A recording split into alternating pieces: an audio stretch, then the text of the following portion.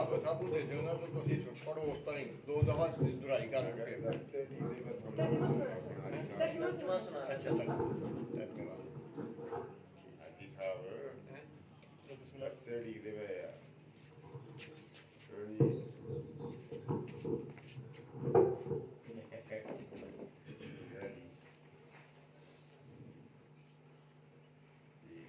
أعوذ بالله من الشيطان الرجيم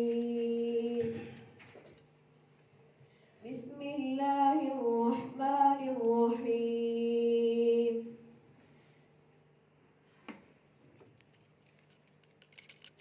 ألم تر إلى الذين يزعمون أنهم آمنوا بما أنزل إليك وما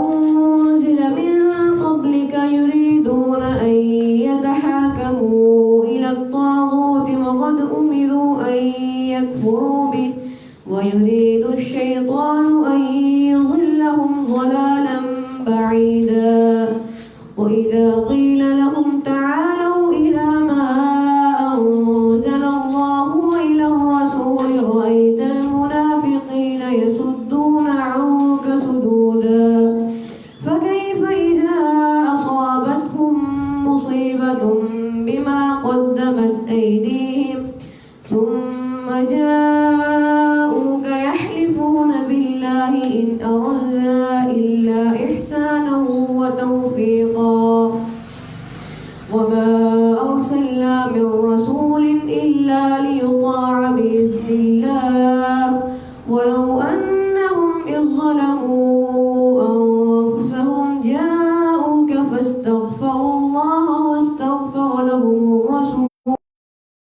واستغفر لهم الرسول لوجدوا الله توابا رحيما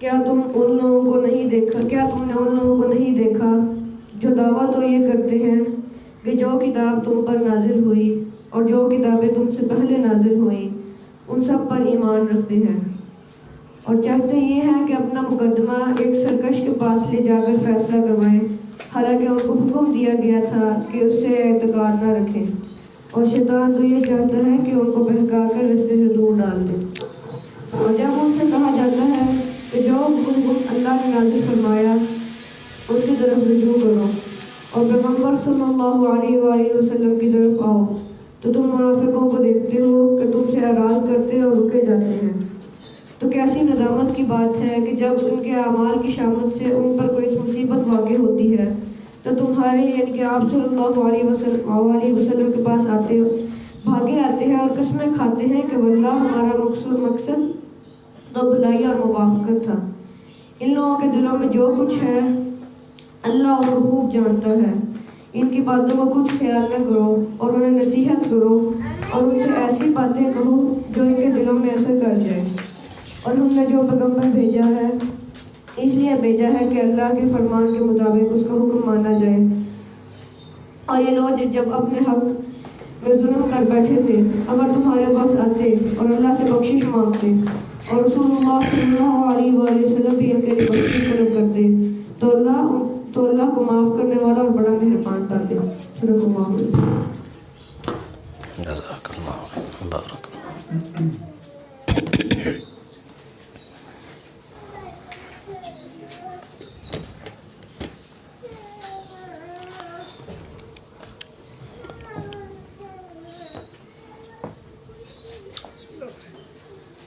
اٹھانی تو اٹھا دیتے ہیں اس کو بھی کمال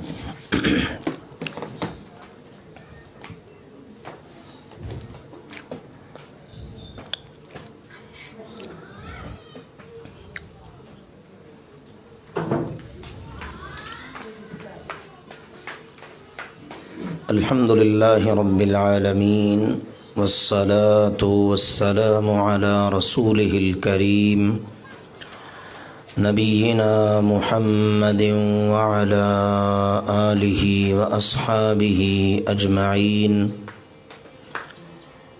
اما بعد فاعوذ باللہ من الشیطان الرجیم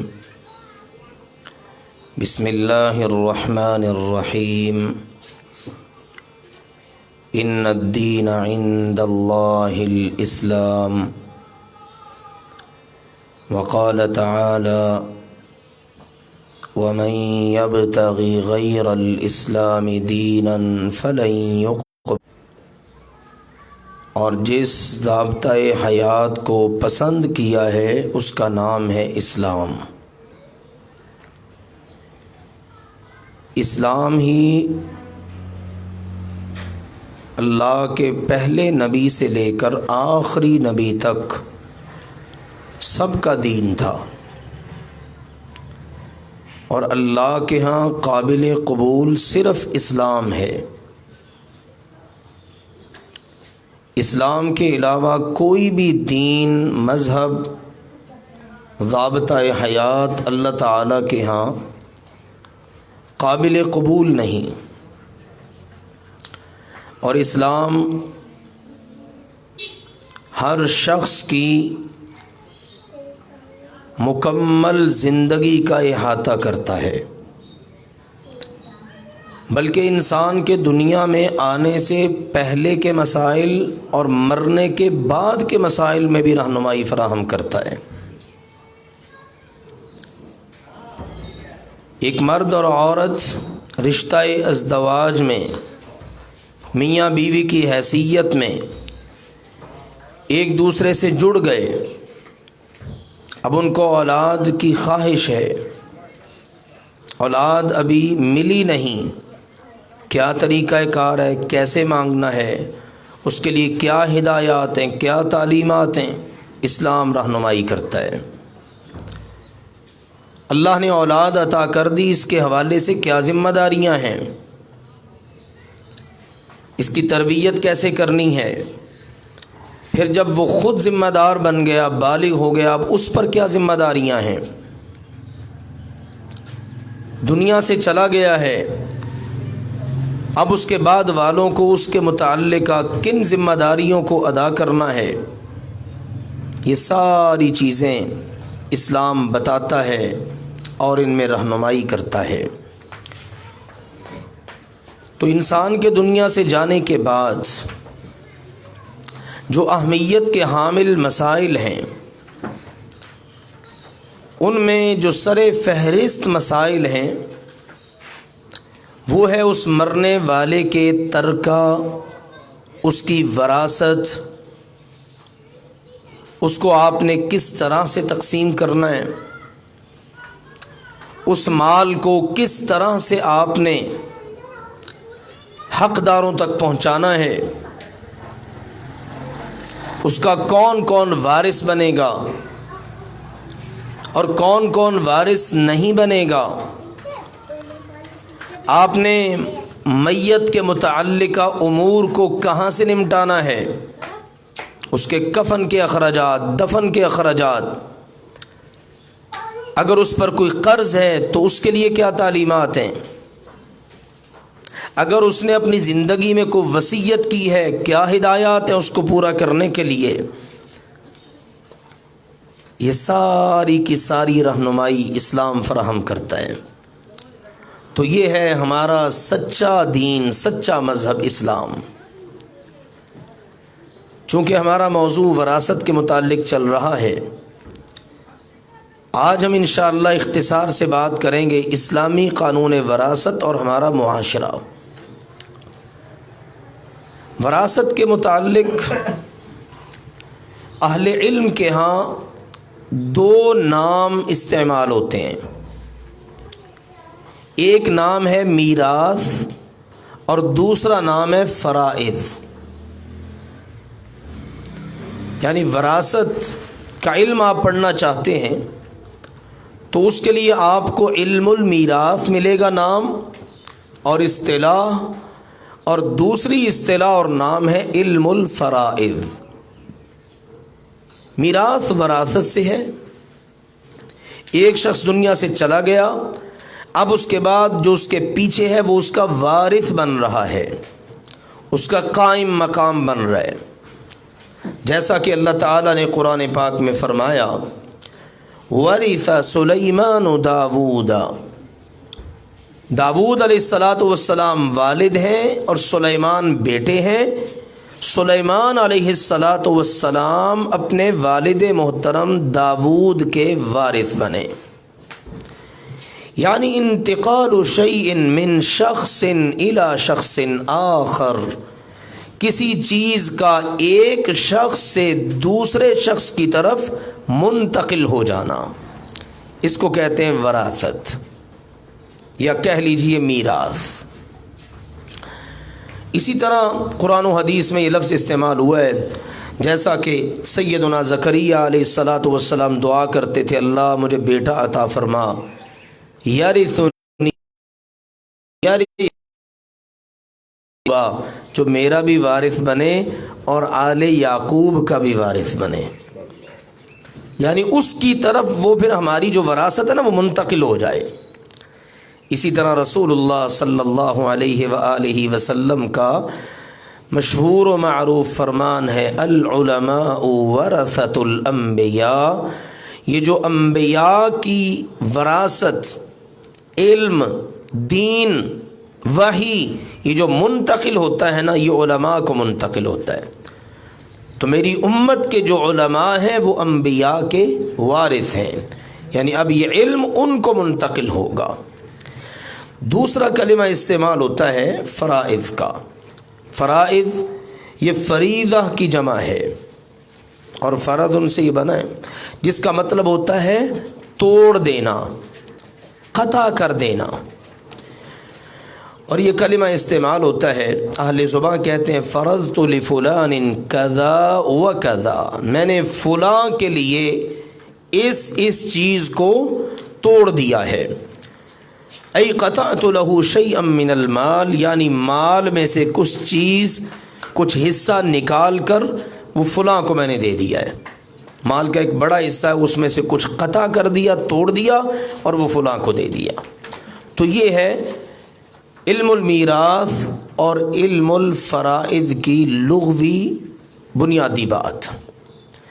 अब ये कि हम इसको समझें कि इल्मुल मीरास या इल्मुल फ़राइज़, उसके लिए कोई जामे, कोई माने तारीफ़, तो वो भी अहले इल्म ने की है।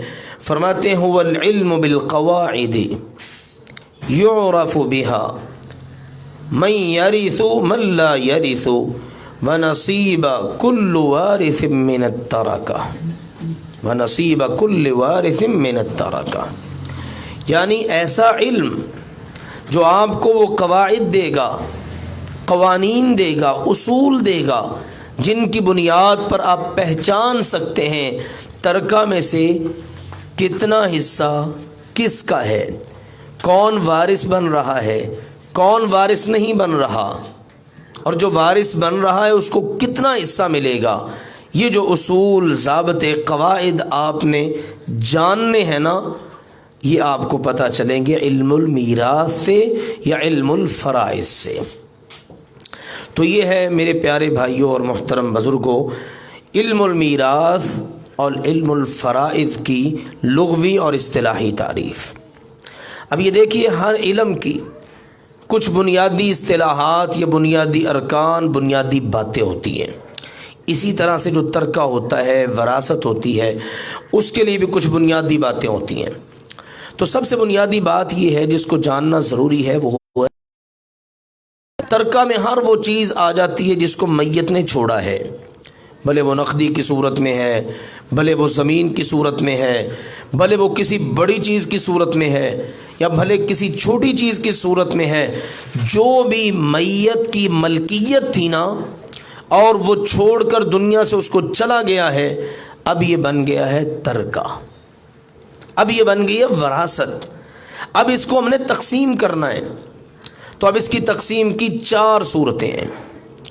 सबसे पहली सूरत ये है कि जब मैयत यानी मरने वाला मर गया, मैयत बन गया, अब उसने जो भी छोड़ा है ना, उसमें से उसकी तजहीज़, तकफ़ीन और तदफ़ीन के तमाम उमूर, अखराजात उसी में से किए जाएंगे। अब ये पीछे वालों की ज़िम्मेदारी है जिन्होंने इन चीज़ों को अदा करना है। आप उसके लिए फ़जूल ख़र्ची नहीं कर सकते, आप कंजूसी भी नहीं कर सकते। एतदाल के साथ, آپ خرچ کریں.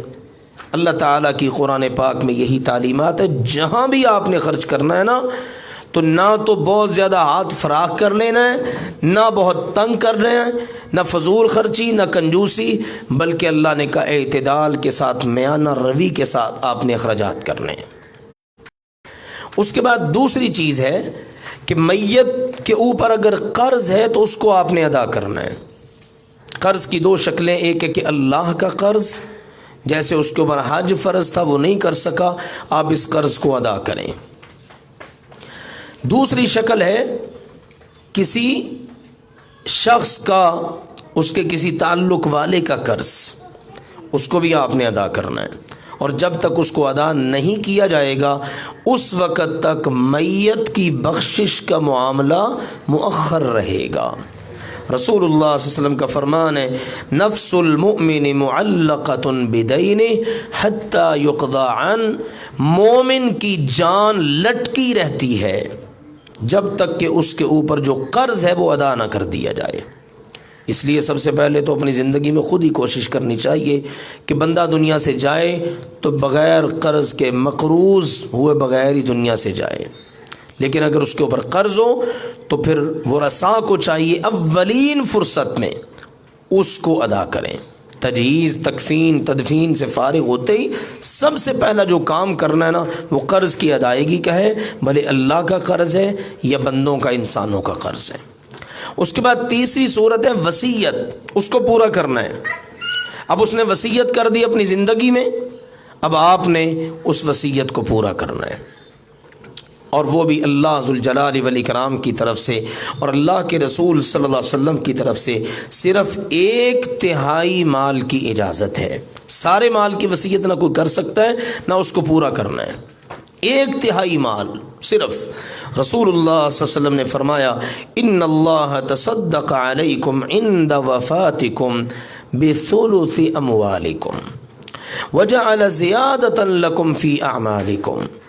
اللہ ذوالجلال والاکرام نے تمہارے لیے صدقہ کر دیا ہے کہ تم اپنے مالوں میں سے 1/3 مال کی وصیت کر سکتے ہو، اور اس کو بھی اللہ تعالیٰ نے تمہارے اعمال میں اضافے کا باعث بنا دیا ہے، اجر کا باعث بنا دیا ہے کہ جن کو اللہ کی طرف سے مقرر کردہ حصہ نہیں نہ ملنا، آپ ان کے حق میں وصیت کر دیں تو اس کو اس طرح سے آپ اس کی مدد بھی کر دیں گے اور آپ کے لیے وہ اجر کا بھی باعث بن جائے گا.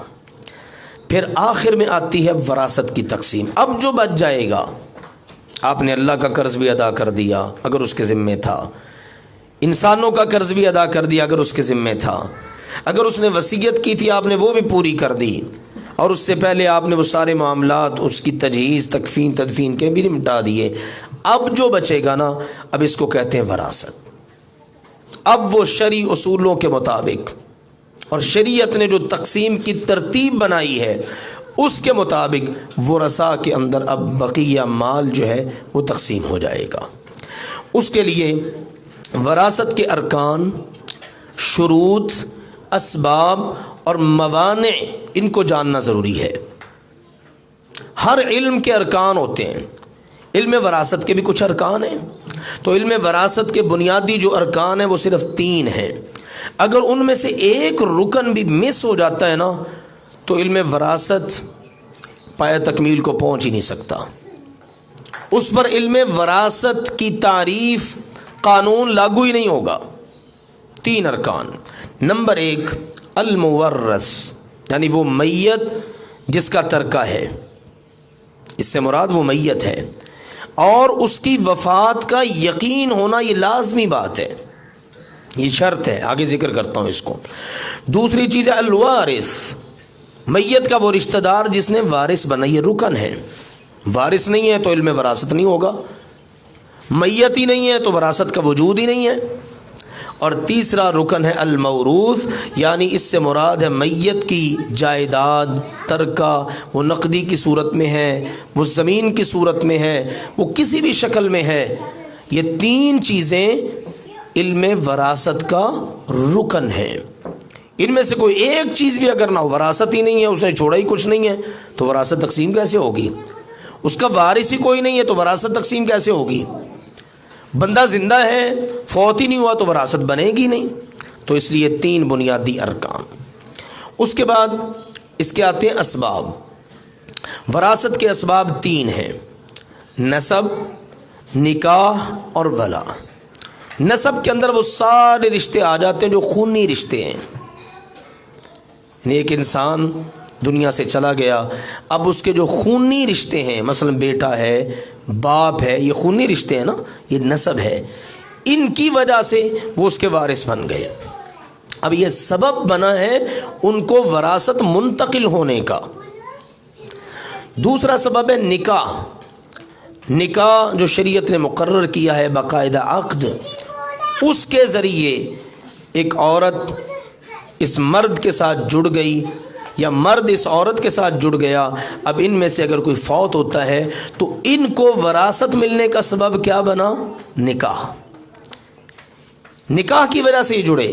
اب یہ ہے سبب ایک دوسرے کو وراثت ملنے کا. اسی لیے پھر مطلقہ عورت کے بارے میں تفصیلات ہیں جس کا خلاصہ یہ ہے: اگر کسی شخص نے اپنی بیوی کو طلاق دے دی اور وہ طلاق تھی رجعی، پہلی یا دوسری طلاق کے جس میں رجوع ہو سکتا ہے، اب یہ عورت وارث بنے گی. تمام اہل علم کا اس پر اتفاق ہے. اسی طرح سے اگر طلاق دے دی ہے بائن، پکی طلاق ہے، اب اس کے بعد رجوع نہیں، تیسری طلاق، اب یہ عورت وارث نہیں بنے گی. بعض اہل علم بعض شکلوں میں کہتے ہیں کہ وارث بنے گی. اسی طرح ایک صورت یہ ہو سکتی ہے کہ مرد بیمار ہو گیا اور بیماری کے ایام میں اس نے طلاق دے دی. کس لیے دی ہے؟ تاکہ اس کو محروم کر دیا جائے. سیدنا عبد الرحمن بن عوف رضی اللہ تعالیٰ بیمار ہو گئے، سیدنا عثمان غنی رضی اللہ عنہ کا دور ہے، تو انہوں نے اپنی بیوی تمارد کو طلاق دے دی. اس کے بعد وفات پا گئے تو سیدنا عثمان رضی اللہ تعالی عنہ نے پھر اس عورت کو ان کا وارث بنایا. تو یہ موقف راجح ہے کہ اگر ایسی صورت ہو تو وہ عورت وہ وارث بنے گی. تو یہ ہے نکاح کے رشتے میں جڑنے والی وراثت. تیسری شکل ہے الولا، آقا اور غلام کا تعلق، جو چونکہ ہمارے معاشرے میں آج نہیں ہے تو اس کی اتنی ضرورت نہیں ہے، لیکن اگر ایسی صورت ہو تو رسول اللہ صلی اللہ علیہ وسلم نے فرمایا انما الولاء لمن اعتق، جس نے اس غلام کو آزاد کیا ہوگا نا، ولا اسی کے لیے ہوگی، یعنی وہی اس کا ذمہ دار ہوگا، ٹھیک ہے نا، وہی اس کا وارث ہوگا. تو اللہ تعالیٰ نے ان کو آپس میں اس طرح سے جوڑ دیا ہے. اس کے بعد کچھ شرائط ہیں وراثت کی. شرطیں پوری ہوں گی تو وراثت تقسیم ہوگی، شرطیں پوری نہیں تو وراثت کہاں سے تقسیم ہوگی، ان کو جاننا بھی ضروری ہے. تو یہ شرطیں بھی 3 ہیں. پہلی شرط یہ ہے میت کی موت کا یقینی یا حکمی علم ہونا. یقینی طور پر تو یہ ہے نا کہ بندہ ہمارے سامنے فوت ہوا، ہم نے خود اس کو جناب دفن کیا، یقین ہو گیا کہ بندہ فوت ہو گیا ہے. حکمی کیا ہے؟ بندہ گم ہو گیا ہے، مل ہی نہیں رہا، عدالت نے سرٹیفکیٹ جاری کر دیا، قاضی نے، جج نے، کہ بندہ ایسے ہی ہے جیسے مر گیا ہے، اب اس کی وراثت تقسیم ہو جائے گی. یہ ہے حکمی موت کا علم. اس کے بعد دوسری شرط ہے جو وارث ہے اس کی زندگی کا ثبوت. جس نے وارث بننا ہے اس کی زندگی کا ثبوت، بھلے وہ تھوڑی دیر کے لیے ہو. بچہ پیدا ہوا اور چند سانس لیے، چند مہینے گزارے، چند سال گزارے، فوت ہو گیا ہے، اب یہ بچہ وارث ہوگا. اس کی وجہ سے جو رشتے جڑے ہوں گے وہ سارے بھی آگے اس کے وارث بن جائیں گے. تو شریعت نے اس طرح سے وراثت کے اندر تمام کی تمام شاخوں کو، تمام تعلق والوں کو آپس میں جوڑ دیا ہے. تو وارث کی زندگی کا علم ہونا، یقینی طور پر یہ فلاں کا بیٹا ہے، یہ فلاں کا تعلق والا ہے، یہ تو وارث ہے فلاں کا. یہ کیا حکمی طور پر اس کے بارے میں پتہ نہیں ہے، لیکن پنچایت بیٹھتی ہے، جج فیصلہ کر دیتا ہے کہ فلاں کا بیٹا. یہ آج کل جدید چیزیں آ چکی ہیں، ایسے ٹیسٹ ہو جاتے ہیں، ٹھیک ہے نا، جن کے ذریعے پتہ چل جاتا ہے اس بچے کا، اس لڑکے کا فلاں کے ساتھ خونی رشتہ اور تعلق ہے. تیسری شرط یہ ہے وارث بننے کے لیے اس سبب کی پہچان جس کی بنیاد پر وہ، یعنی وہ سبب کون سا سبب ہے، یہ میاں بیوی تھے یا یہ فلاں کا بیٹا ہے، یعنی یہی 3 سبب ہم نے پڑھے ہیں نا، نسب، نکاح اور ولا. یعنی کس بنیاد پر یہ فلاں کا وارث بن رہا ہے. تو یہ چیزیں پوری ہونا ضروری ہیں. جب یہ پوری ہوں گی تو آگے وراثت تقسیم کرنا ہمارے لیے آسان ہو جائے گا اور ان کی بنیاد پر وراثت تقسیم ہوگی. اب کچھ رکاوٹیں ہیں، بندہ وارث بن رہا ہے لیکن شریعت کہتی نہیں یہ رکاوٹ آ رہی ہے اس لیے وارث نہیں بنے گا. وہ اس کو کہتے ہیں موانع الارث، وراثت ملنے کی راہ میں رکاوٹ. یہ بھی 3 چیزیں ہیں. نمبر 1 القتل، نمبر 2 اختلاف الدین، اور نمبر 3 الرق. یعنی قتل کر دیا ہے، بیٹے نے باپ کو قتل کر دیا ہے، اب بیٹا باپ کی وراثت میں وارث نہیں بنے گا. رسول اللہ صلی اللہ علیہ وآلہ وسلم کا فرمان ہے، سیدنا عمر رضی اللہ تعالیٰ عنہ نے بیان کیا، فرماتے میں نے سنا نبی اکرم صلی اللہ علیہ وسلم نے فرمایا لیس للقاتل من المیراث شیء، قاتل کو وراثت میں سے کچھ بھی نہیں ملے گا. یہ رکاوٹ بن گیا اس کا قتل کرنا اور یہ وراثت سے محروم.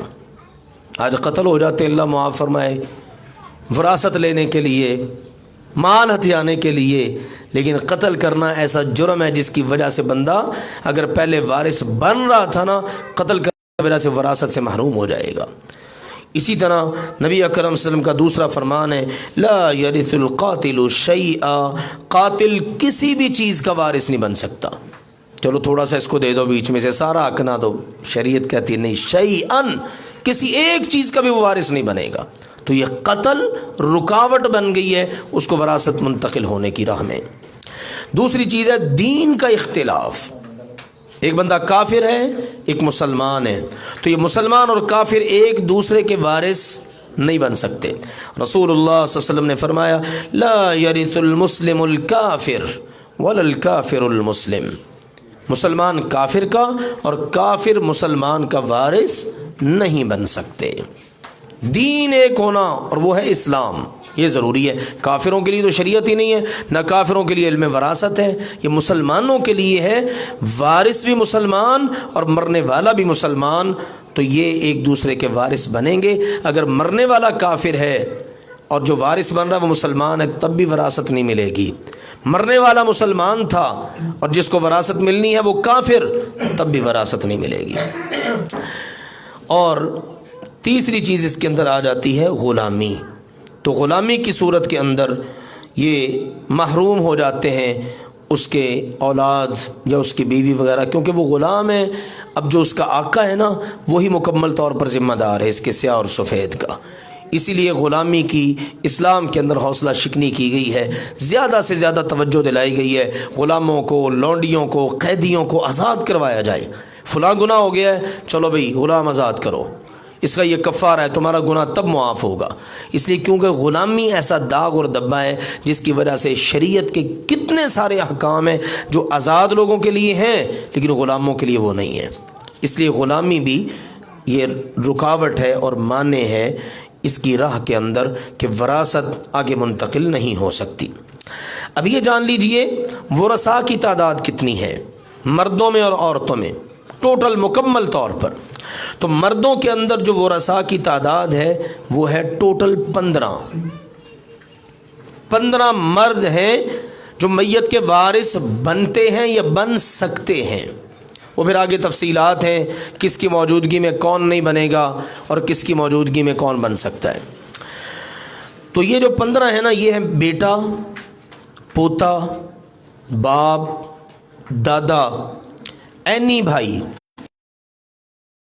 ایک باپ بھی ایک یعنی سگا بھائی، اللاتی بھائی یعنی جو باپ کی طرف سے بھائی ہو، مائیں الگ الگ ہوں، اخیافی بھائی ماں کی طرف سے بھائی، اینی بھائی کا بیٹا یعنی میت کا بھتیجا، اللاتی بھائی کا بیٹا، حقیقی چچا، ستیلا چچا، حقیقی چچا کا بیٹا، ستیلے چچا کا بیٹا، اور شوہر عورت کا.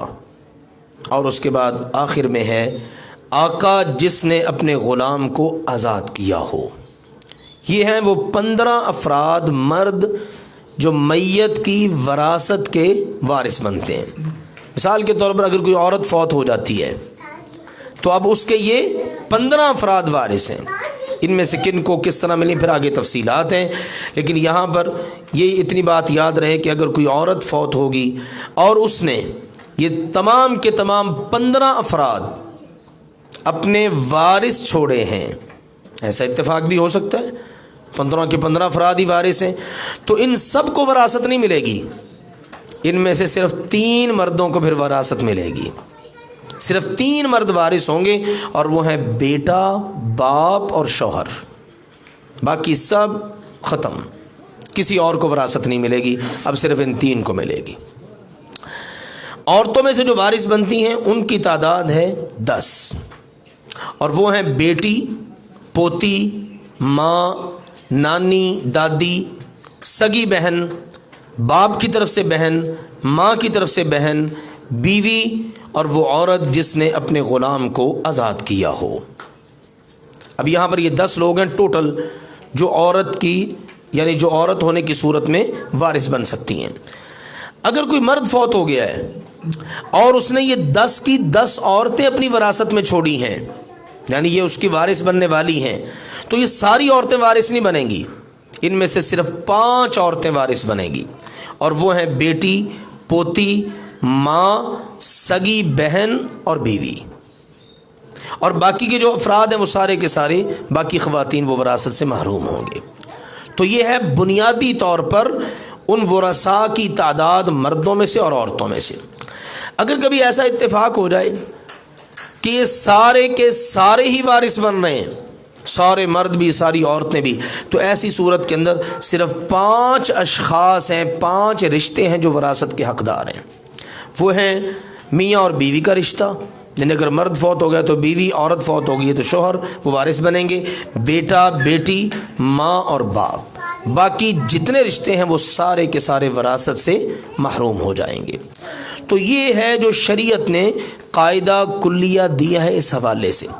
اب ہمیں اسلامی قانون وراثت کے حوالے سے ان باتوں کا علم ہوا کہ ارکان کیا ہیں، کون سے ارکان ہیں. ان ارکان کے ہوتے ہوئے ہی وراثت تقسیم ہوگی. شرائط کیا ہیں، اسباب کیا ہیں، رکاوٹیں کیا ہیں، وارث بننے والے افراد کون ہیں. پھر آگے تفصیلات ہیں، وہ ایک الگ موضوع ہے، الگ چیپٹر ہے. انشاءاللہ تعالی اگلی کلاس میں ہم اللہ کی توفیق سے سورۃ النساء کی ان آیات کو پڑھیں گے اور ان کا ترجمہ کریں گے، اور ان کے ضمن میں جو مسائل آئیں گے ان کو انشاءاللہ ذکر کریں گے. لیکن اسلامی قانون وراثت کے حوالے سے ان بنیادی باتوں کو جاننا از حد ضروری ہے. اب آئیے آخر میں ہمارے موجودہ دور میں یا ہمارے معاشرے میں وہ کون سی ایسی کوتاہیاں ہیں جو پائی جاتی ہیں. اب دیکھیے آخر میں جب آپ نے سنا کہ یہ والے افراد ہیں جو میت کے وارث بنتے ہیں، اگر یہ سارے موجود ہوں تو ان میں سے صرف یہ 3 افراد ہیں جو وارث بن سکتے ہیں، یہ 5 عورتیں جو وارث بن سکتی ہیں، باقی کو شریعت نے کیا کر دیا ہے، محروم. یہ شریعت محروم کر سکتی ہے. کسی کو دینا ہے، کسی کو نہیں دینا، کسی کو دینا ہے، کسی کو محروم رکھنا ہے، یہ اختیار اللہ کے پاس ہے. اور اللہ کے رسول کا کام ہے وہ اپنی امت کو، اپنے ماننے والوں کو اس سے آگاہ کر دیں، فلاں کو حق ملے گا اور فلاں کی موجودگی میں فلاں کو نہیں ملے گا. لیکن کسی بندے کا اختیار نہیں ہے. ہمارے معاشرے میں وراثت کی تقسیم میں جو بہت بڑا ظلم ہے وہ یہ ہے کہ محروم کر دیا جاتا ہے حق سے، اور اس کی کئی شکلیں ہمارے معاشرے میں موجود ہیں. بیٹیوں کو، بہنوں کو محروم کر دیا جاتا ہے. اور آپ ذرا اس ہمارے لیکچر کو ذہن میں لائیں جو اس سے قبل ہم نے بیان کیا تھا. زمانہ جاہلیت میں کیا ہوتا تھا، عورتوں کو محروم رکھا جاتا تھا، عورت کو ملتا ہی نہیں تھا. بلکہ اللہ معاف فرمائے بعض معاشرے تو ایسے گئے گزرے تھے عورت وراثت بن جاتی تھی. سوتیلی ماں ہے، بیٹا اسے نکاح کر لیتا کہ میرے ابا کی، وہ کہتا ہے یہ میرا حق ہے. یہ تھا وہ معاشرہ. تو آج کے دور میں بھی آپ دیکھ لیں بہنوں کو، بیٹیوں کو حق سے کیسے کیسے محروم کیا جاتا ہے. جہیز جیسی لعنت ہندوؤں سے مسلمانوں نے لی. اب مسلمان کیا کرتے ہیں، اب بھی پائی جاتی ہے چیز. بہن کو بیٹی کو بیاہنا اس کی شادی کرنی ہے، جو دینا ہے ابھی دے دو، بعد میں کس نے دینی ہے وراثت؟ بھائی نہیں دیں گے، ماں باپ کو پہلے۔ اس کا مطلب ہے کہ ماں باپ کی تربیت میں فرق ہے نا، کہ انہوں نے اپنے بچوں کی تربیت ہی نہیں کی۔ بیٹا اگر آج ہم دنیا سے چلے جائیں تو جیسے شریعت نے تمہارے حق رکھے ہیں بھائیوں کے بہنوں کے، اس کے مطابق تم نے ہماری وراثت کو تقسیم کرنا ہے۔ تو اس میں دیکھ لیجئے کون کون کیسا کیسا مجرم بنتا ہے۔ اللہ ذوالجلال والاکرام نے قرآن پاک میں اس بات کو دوسرے پارے میں واضح کیا ہے کہ اللہ کے ہاں یہ ظلم اور جنف، یہ انتہائی سفاکی نہیں چلے گی، ناقابل معافی جرم ہے۔ اور رسول اللہ صلی اللہ علیہ وسلم نے اپنی احادیث میں اس بات کو واضح کیا ہے۔ ایک بندہ زندگی بھر بڑی نیکی میں وقت گزارتا ہے، لیکن آخر میں آ کر اپنی وراثت کے معاملے میں کوئی ایسی کوتاہی کر جاتا ہے کہ وہ جنت میں پھر نہیں جائے گا، وہ جہنمی بن جاتا ہے۔ یعنی علم وراثت کی تقسیم یہ بڑی اہمیت کی حامل چیز ہے۔ اسی لیے تو رسول اللہ صلی اللہ علیہ وسلم نے حکم دیا تھا تعلم الفرائض، یہ علم وراثت، اس کا علم باقاعدہ حاصل کرو۔ اور آپ اپنے صحابہ کرام کو باقاعدہ اس کی تعلیم دیتے تھے۔ تو ہمارے معاشرے کے اندر یہ انتہا درجے کی اللہ اور اس کے رسول کی بغاوت ہے کہ کسی نہ کسی انداز میں کسی نہ کسی وارث کو محروم کر دینا ہے۔ شریعت میں اس کی اجازت نہیں ہے۔ اسی طرح سے زندگی کے اندر بعض اوقات والدین ظلم کر جاتے ہیں۔ سیدنا نعمان بن بشیر رضی اللہ تعالیٰ عنہ بیان کرتے ہیں کہ میرے والد نے مجھے باغ دیا، کہا بیٹا یہ تجھے گفٹ کرتا ہوں، تو بہت اچھا ہے، بڑا نیک ہے۔ گھر آئے، آ کے میری امی کو کہنے لگے کہ خوش ہو جا، میں نے تیرے بیٹے کو باغ دیا ہے۔ تو میری امی کہنے لگی واقعی؟ کہا بالکل۔ کہا اچھا پھر ٹھیک ہے، اللہ کے رسول صلی اللہ علیہ وسلم کو اس پر گواہ بنا۔ میری گواہی کیا ڈالو، بڑی گواہی ڈالو، تو اللہ کے نبی کو گواہ بنا لو۔ کہتے میرے ابا جان نے میرا ہاتھ پکڑا اللہ کے نبی صلی اللہ علیہ وسلم کے پاس اور آ کے کہنے لگے اللہ کے نبی جی آپ گواہ بن جائیے، میں نے اپنے اس بیٹے کو باغ گفٹ دے دیا ہے، تحفہ دے دیا ہے۔ تو آپ علیہ الصلوۃ والسلام کو ساری بات بتائی، گھر میں معاملہ پیش آیا تو اس کی امی نے کہا تو ہم نے جناب ان کی مانتے وہ آپ کے پاس آ گئے ہیں، تو آپ گواہ بن جائیے۔ آپ نے پوچھا کیا تیرے اس کے علاوہ بھی کوئی بچے ہیں؟ اس کے علاوہ بھی تیرے کو بچے ہیں؟ کہا جی بالکل۔ فرمایا کیا سب کو تو نے باغ گفٹ کیے؟ جی نہیں سب کو تو نہیں، بس اسی کو دیا ہے۔ تو آپ علیہ الصلوۃ والسلام نے پھر فرمایا لا اشہد علی ظلم، یہ ظلم ہے اور ظلم پر اللہ کا نبی گواہ نہیں بنتا۔ یہ اولاد کے اوپر ظلم ہے، ایک کو دینا ہے باقیوں کو نہیں دینا۔ آج بھی ایسی چیزیں پائی جاتی ہیں ہمارے معاشرے کے اندر۔ یہ بچہ بڑا فرما بردار ہے جی، بڑا نیک ہے، باقیوں کو تو میں نے آگ کر دیا۔ نہیں، شریعت نے آپ کو آگ کرنے کا اختیار نہیں دیا۔ بچہ فرما بردار ہے، یہ نافرمان، اس نے فرما برداری کر کے اجر کس سے لینا ہے؟ اللہ سے۔ نافرمانی کر کے سزا کس سے پانی ہے؟ اللہ سے۔ لیکن آپ کو کوئی اختیار نہیں ہے کہ آپ اپنے نور نظر کو فرما بردار کو نواز دیں اور جو نافرمان ہے اس کو آپ محروم کر دیں۔ شریعت نے آپ کو اس کی اجازت نہیں دی۔ آپ اس کی بنیاد پر جرم نہیں کر سکتے، گناہ نہیں کر سکتے، وہ اس کا نافرمانی والا گناہ اس کا اپنا ہے۔ آپ اس کو وراثت سے محروم کر کے آپ گناہ نہ کریں، یا آپ اپنے سر اتنی بڑی ذمہ داری نہ لیں۔ اس نے اپنا جواب دینا ہے، آپ نے اپنا جواب دینا ہے۔ تو یہ ہمارے معاشرے میں ان معاملات میں کوتاہیاں پائی جاتی ہیں۔ ایک بچے کو دے دیا، ایک بیٹی مثال کے طور پر یہ بڑی کمزور ہے، اس کو دے دی جائے وراثت، زندگی میں دے دی جائے جو دینا ہے اس کو، نہیں۔ یاد رکھیے زندگی میں اگر دینا ہے تو وہ وراثت نہیں ہے، زندگی میں وراثت نہیں۔ زندگی میں آپ دے سکتے ہیں لیکن آپ نے دینا پھر تمام بچوں کو برابر۔ مثال کے طور پر بیٹے کو 100 روپیہ دے رہے ہیں تو بیٹی کو بھی 100 روپیہ ہی دیں گے۔ بیٹے کو پلاٹ لے کے دے رہے ہیں، بیٹی کو بھی پلاٹ ہی دیں گے، برابر رکھیں گے۔ اب یہاں پر یہ نہیں ہوگا کہ بیٹے کو ڈبل بیٹی کو سنگل، نہیں۔ زندگی میں دینا ہے تو وہ گفٹ ہوگا، وراثت نہیں۔ وہ ہدیہ ہو سکتا ہے، وہ آپ کی طرف سے تحفہ ہو سکتا ہے اپنی اولاد کے لیے، اور اس میں آپ نے سب کو برابر رکھنا ہے۔ اب اس میں فرق نہیں آپ کر سکتے کہ بیٹیوں کو آدھا دے دیں، بیٹوں کو پورا دے دیں۔ یہ بڑا اہم نقطہ ہے سمجھنے والا. زندگی میں وراثت تقسیم ہو ہی نہیں سکتی. ابھی ہم نے پڑھا ہے نا, بنیادی چیزیں, ارکان, شرطیں یہ سمجھ آ جائیں نا, سارا مسئلہ ہی حل ہو جاتا ہے. بھئی جب کسی کی موت, وہ میت بنا ہی نہیں تو وراثت کہاں سے بن گئی؟ ہمارے ہاں ان چیزوں کو سمجھا ہی نہیں جاتا, پتہ ہی نہیں ہے, علم ہی نہیں ہے. تو لہذا زندگی میں وراثت تقسیم نہیں ہوگی. ہاں زندگی میں آپ گفٹ دے سکتے ہیں اپنی اولاد کو, تحفہ, اور میں نے واضح کر دیا کہ برابر کا ساری اولاد کو.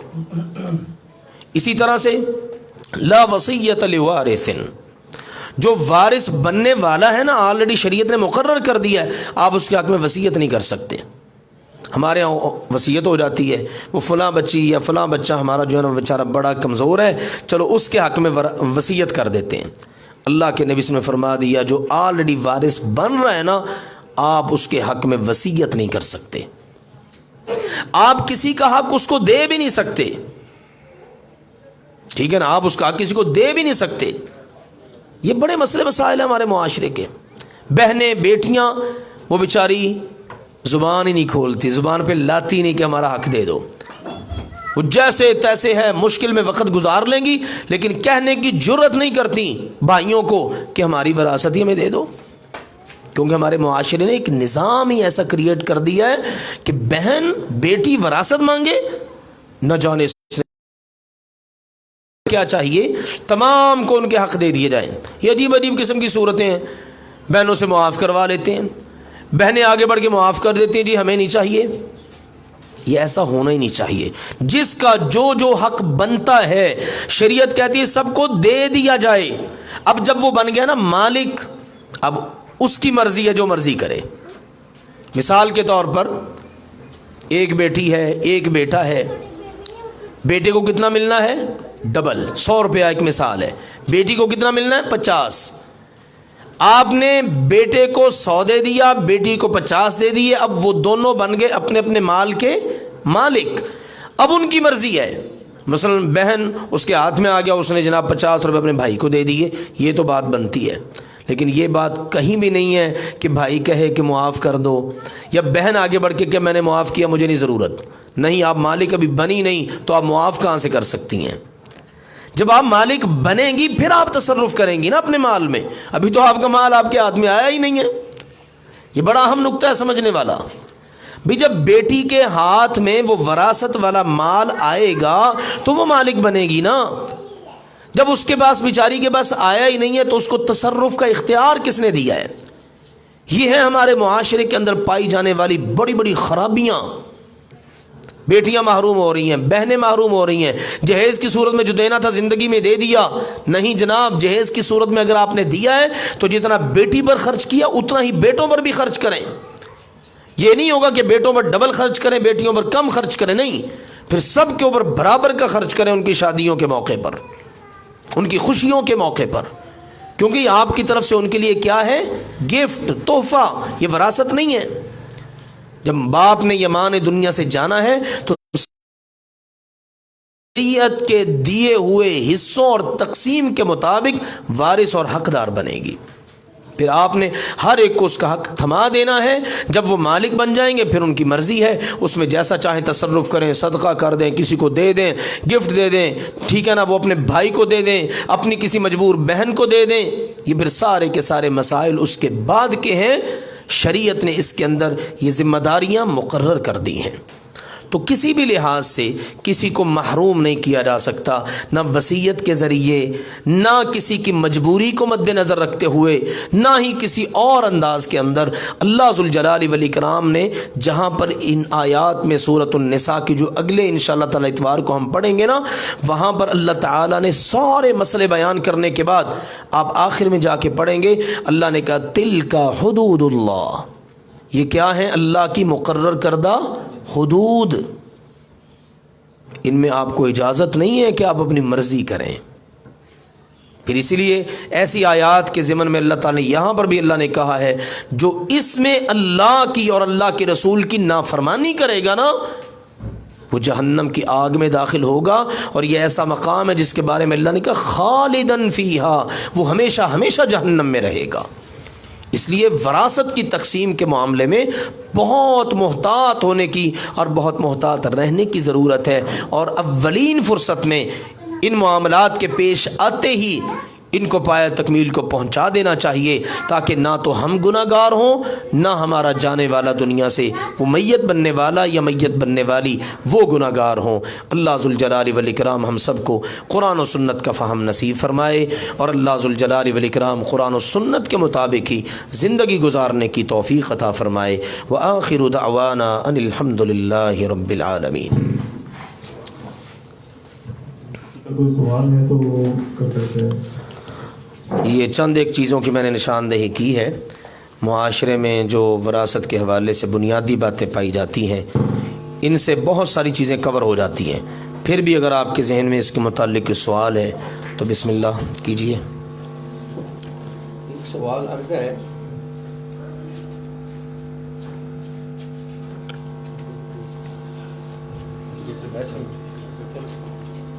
لکھا ہے تو مجھے دے دیں۔ ہاں نہیں، یہ اگر کوئی اور جو تکفین کے لیے کوئی اور رقم ادا کر دیتا ہے تو یہ شریعت میں کیسے ہے؟ ٹھیک ہے، تجہیز و تکفین کے لیے، تدفین کے لیے کوئی اور شخص اگر رقم ادا کر دے، اخراجات اٹھا لے، تو اس کا کیا حکم ہے؟ یہ جائز ہے۔ مثال کے طور پر کوئی بھائی کہتا ہے میرا بھائی فوت ہو گیا ہے، سارے اخراجات بھائی میں نے کرنے ہیں، ٹھیک ہے، میں اپنی خوشی سے کر رہا ہوں، تو ٹھیک ہے، کوئی حرج نہیں۔ دو احباب مل کر کر لیتے ہیں، کوئی حرج نہیں ہے، ٹھیک ہے، یہ جائز ہے۔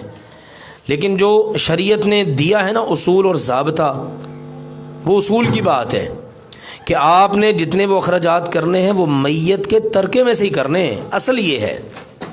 اگلی مل گئی ہمیں رخصت، کوئی ہمدردی کے تحت، بھائی چارے کے طور پر، یا ویسے ایک تعلق کی بنیاد پر کہتا ہے یہ سارے اخراجات میں نے کرنے ہیں، اپنی خوشی سے وہ کر رہا ہے، اس کا پھر اس ترکے سے وراثت سے کوئی تعلق نہیں ہوگا۔ اس نے اپنے اس بھائی کے ساتھ نیکی کی ہے، اس کے ساتھ اس نے سلوک کیا ہے، یا اس کے ورثاء کے ساتھ ہمدردی کی ہے، اس کا اس نے اللہ سے اجر پانا ہے۔ واللہ تعالی اعلم بالصواب۔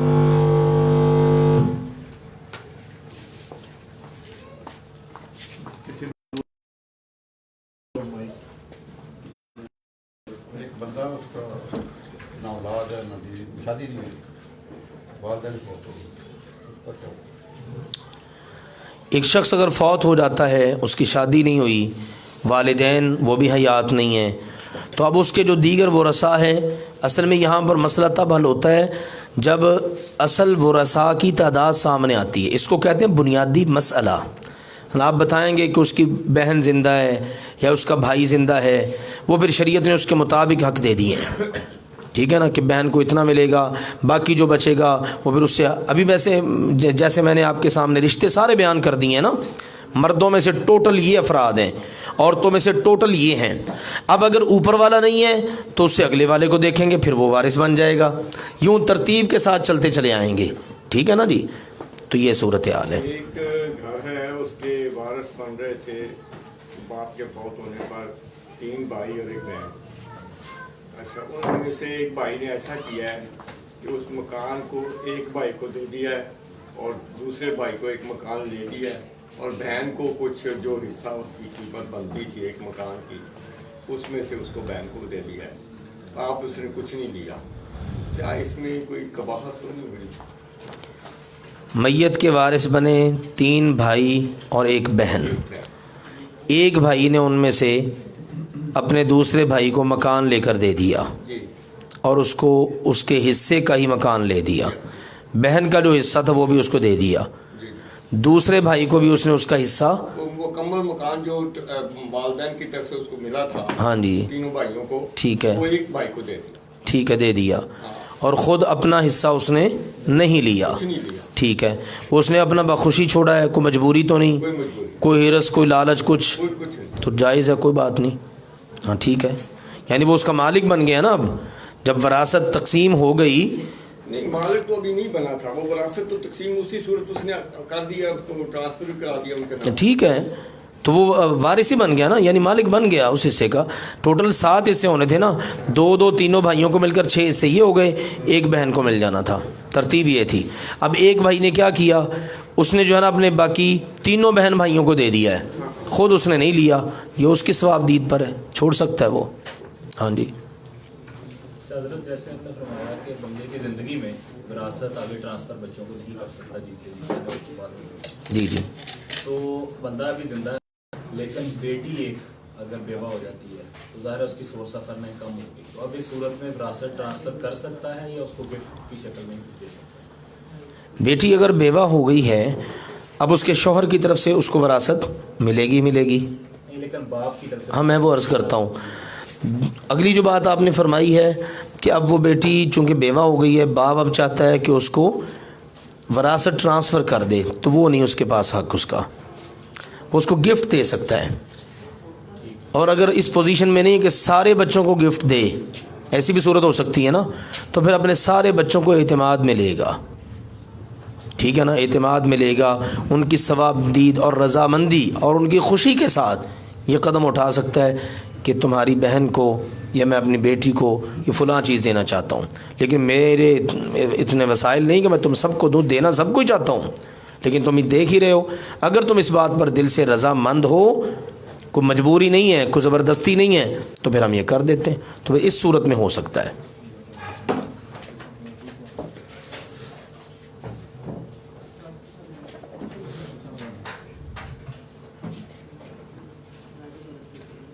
جو بھائی فوت ہو گیا، بہنیں فوت ہو گئی، ان کی اولاد کو ملے گا اس کے اندر جو میں نے پہلے سوال کیا کہ اس کا شادی نہیں ہوئی. جی جی.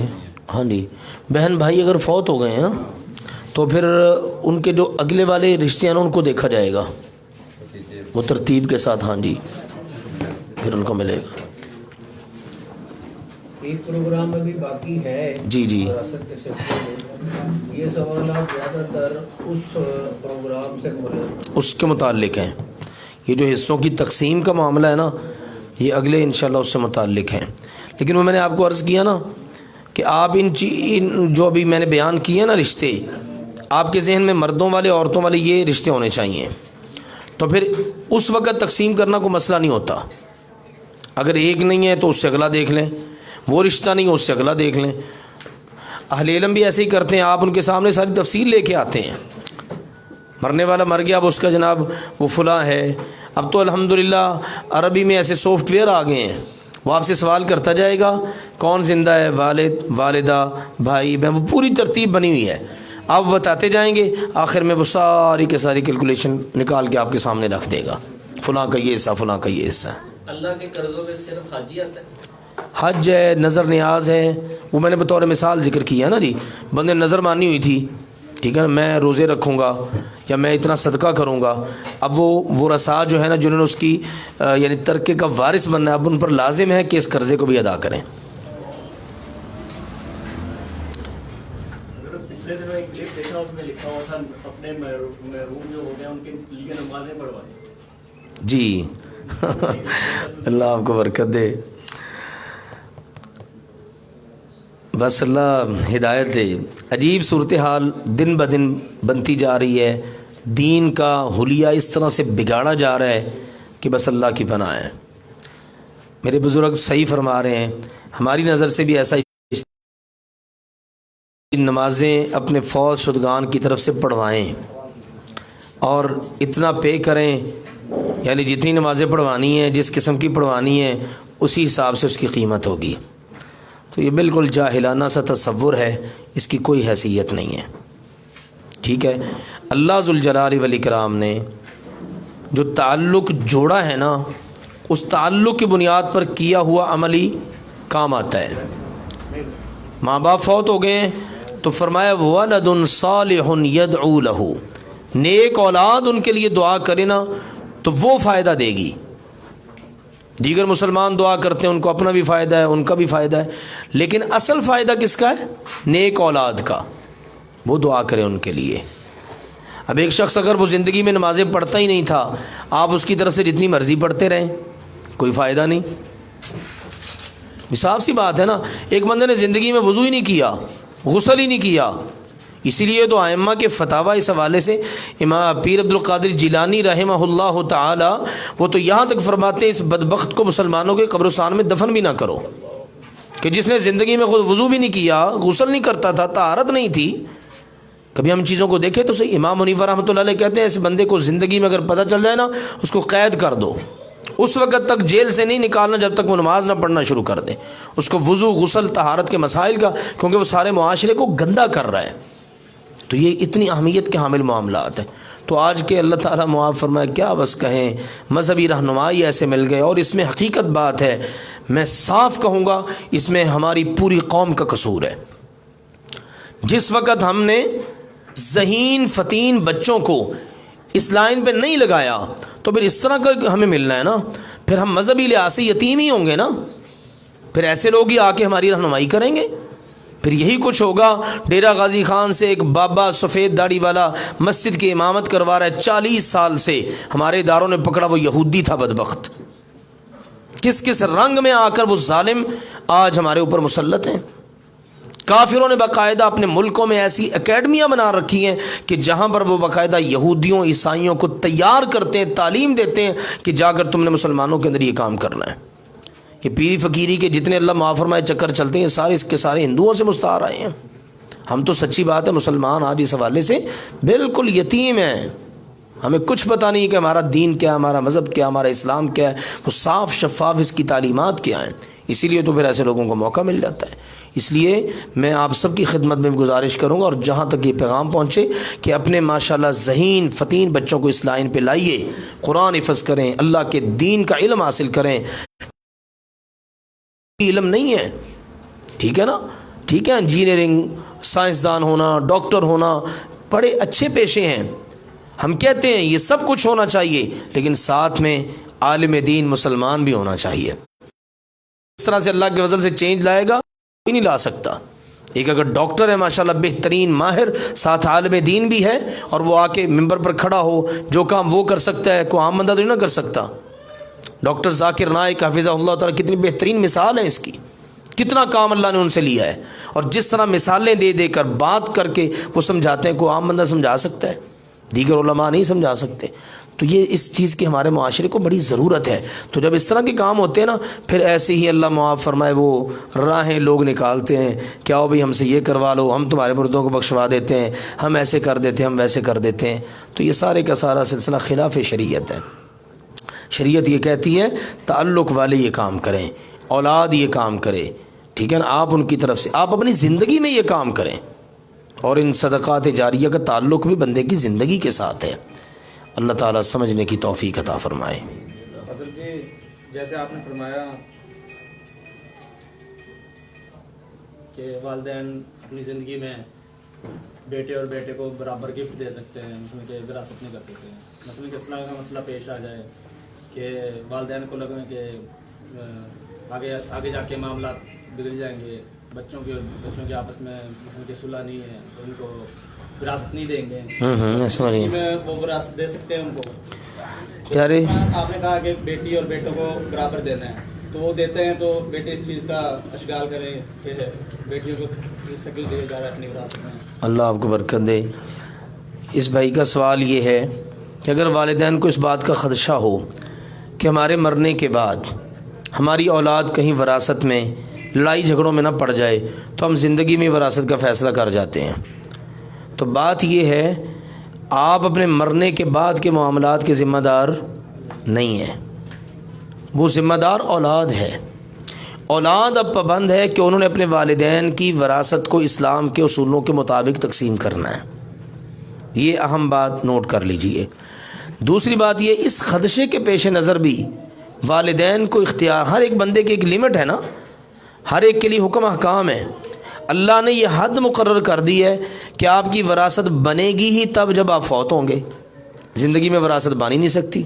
یعنی ایک عام سادہ سی بات ہے، بڑی آسانی سے سمجھانے والی ہے. بھی بندہ مرے گا تو اس کا چھوڑا ہوا ترکہ کہلائے گا نا، زندگی میں تو نہیں، وہ تو مالک ہے. تو اب اگر اس نے زندگی میں دینا ہے نا تو وہ پھر برابر دینا ہے. اولاد اعتراض نہیں کر سکتی کہ ہماری بہنوں کو بھی ہمارے برابر کر دے دیا ہے، یہ ان کا اعتراض نہیں بنتا، کیونکہ والدین مالک ہیں، دے سکتے ہیں، شریعت نے ان کو حق دیا ہے. اولاد میں سے کوئی اعتراض نہیں کر سکتا کہ آپ نے ہماری بہن کو بھی ہمارے برابر دے دیا. بھئی وہ برابر دے سکتے ہیں. اللہ کے نبی صلی اللہ علیہ وسلم نے فیصلے کیے ہیں ساری اولاد کو برابر کا دینا. یہ وراثت تھوڑی ہے, یہ تو گفٹ ہے. گفٹ میں بہنیں بھی بیٹیاں بھی اتنی حقدار ہیں جتنے بھائی بیٹے حقدار ہیں. تو یہ چیز ہے, ان بنیادی باتوں کو سمجھنا چاہیے. تو الحمدللہ بڑی آسانی سے مسئلے حل ہو جاتے ہیں اللہ کے فضل سے. کسی اور دوست کا کوئی سوال ہے؟ کیا کوئی شخص اپنی وصیت میں اس طرح تقسیم کر سکتا ہے, مثال کے طور پہ اگر اس کا کوئی گھر ہے تو وہ کہہ دے کہ یہ گھر میرے بیٹے استعمال کر لے, اور جو گھر میں بیٹی کا حصہ بنے گا اس کے متبادل اسے کوئی اور چیز نقد پیسے دے دیے جائیں, یا کوئی اور پراپرٹی وہ صرف بیٹی کے لیے بن جائے. تو مطلب وصیت میں یہ جا سکتی ہے پھر جب بعد میں تقسیم ہو تو بیٹی گھر میں اپنا حصہ چھوڑ دے اور بیٹے پھر وہ پلاٹ وغیرہ میں اپنا حصہ چھوڑ دے. وصیت میں اس چیز کا انہیں پابند بنایا جا سکتا ہے؟ نہیں, وصیت نہیں کر سکتے, اس میں وصیت نہیں ہو سکتی. ہاں بیٹھ کے ان کے معاملات کو طے کروایا جا سکتا ہے, لیکن اس کو وصیت کی شکل میں نہ لائیں, کیونکہ جن کے حصے اللہ نے مقرر کر دیے ہیں نا وہ اللہ کا حق ہے, وہ اللہ نے کیے ہیں. اس لیے نبی صلی اللہ علیہ وسلم لا وصیت لوارث, وارث کے حق میں وصیت نہیں ہوگی. مثال والد صاحب وصیت کر دیں کہ تم اپنی بہن کو, میری بیٹی کو یہ والا حصہ دے دینا یا یہ جگہ دے دینا. بھئی اس کو تو آلریڈی ملنا ہی ملنا ہے, جتنا ملنا ہے وہ شریعت نے مقرر کر دیا ہے. بھائی سے اس کو آدھا ملنا ہے, نہ اس سے زیادہ کر سکتے ہیں نہ اس سے کم کر سکتے ہیں, ٹھیک ہے نا. تو باقی وہ اس کے بعد جیسے ابھی بزرگوں نے بتایا تھا, انہوں نے ایک صورت بتائی تھی, وہ بھائی بہنیں مل کے ترتیب لگا سکتے ہیں لیکن کسی کا حصہ نہ کم کر سکتے ہیں نہ زیادہ.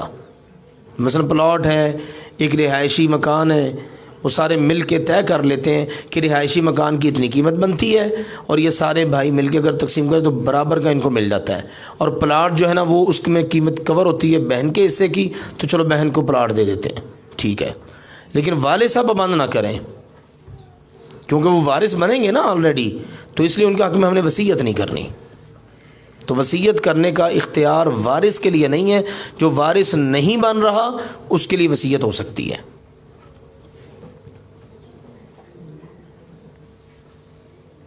سبحانک اللہم و بحمدک, اشہد ان لا الہ الا انت, استغفرک و اتوب الیک.